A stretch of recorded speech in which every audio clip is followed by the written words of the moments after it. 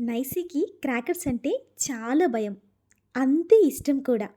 అందుకే కొన్ని క్రాకర్స్ తెచ్చుకొని పేల్చడం మొదలుపెట్టాడు. పేల్చడం అంటే డామ్ టపాసులు కాదు, అన్నీ కాకరొత్తులే. చూసారా? భయం మర్చిపోయి కొంతసేపటికి ఎంత ఎంజాయ్ చేస్తున్నాడో.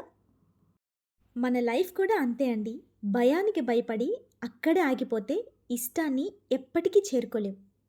మనం బాగా గమనిస్తే మనకు ధైర్యం ఇచ్చేవాళ్ళు మన పక్కనే ఉంటారు.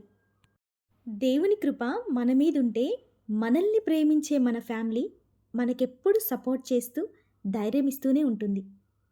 ఇప్పటి వరకు భయపడిన నైసి అల్లి బిల్లి జాబిల్లి ఆడుకుంటూ ఎంత బాగా ఎంజాయ్ చేస్తున్నారో చూస్తున్నారు కదా.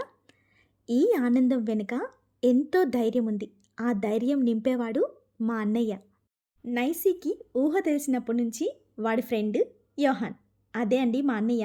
ఎప్పుడు మామయ్య అని పిలవలేదు, యోహాన్ అనే పేరు పెట్టి పిలుస్తాడు. నైసీకి సిబ్లింగ్స్ లేకపోవడం వల్ల ఫ్రెండ్, మావయ్య, అన్నయ్య అన్నీ యోహానే.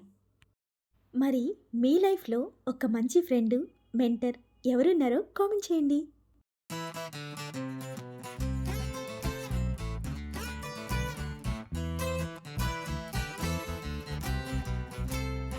ఇంతకీ వీడియోని లైక్ చేశారా? మరిన్ని వీడియోస్ కోసం follow my channel. Please support me. Thanks for watching. Bye.